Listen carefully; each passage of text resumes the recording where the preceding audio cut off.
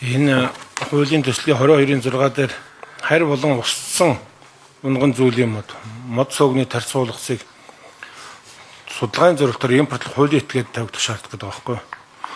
Ер нь яг энэ бид нар бас энэ гачаа яваад нэг туршлага судалж явсан энэ харь одоо ургамал гэдэг юм уу, энэ харийн мод чинь тухайн орон нутгийн газрыг их дарангуйлдаг тийм актив хүчтэй юутай моднууд байдаг юм байна. Би одоо нэг мэрэгжлийн хүн биш учраас тэгээд эн чинь нэг улс бүр тэр чигээрээ нэг нарсан ойн дарангуйлд орж исэн гэд тэгж ярьсан байхгүй. Тэгээ энэ чиглэлийн юмнууд дээр нь нэгдүгээр их сайн анхаарах хэрэгтэй юм шүү дээ. Яг энэ нэг 3-4 хүн зүйл байна л да.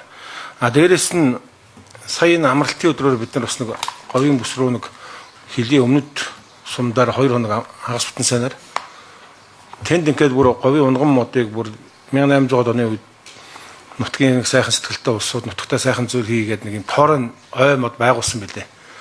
Тэр дэсэн усны тоорын төгөл гэдэг Монгол улсын хамгийн том төгөл юм лээ. Тэнд тухайн үед нэг тариалцсан болохоос биш бид нар нөгөө нэг хангайн ой мод хамгаалах тухай яриад болохоос яг дотор нь ороод үзчихвэл бас тэнд тэр говийн ойгцсан хамгаалах асуудал гарцсан байгаа байхгүй. Тухайн үед 300 жилийн өмнө нэг нутгийн асуудал нутагтаа буян үлдээгээд нэг тийм тарьсан ой мод байгаа. Энэ чиглэлийн юмнуудыг нь бас нэмж ин хилцүүлгийн явцад оруулж өгвөл их зүгээр юм шиг санагдсан шүү. За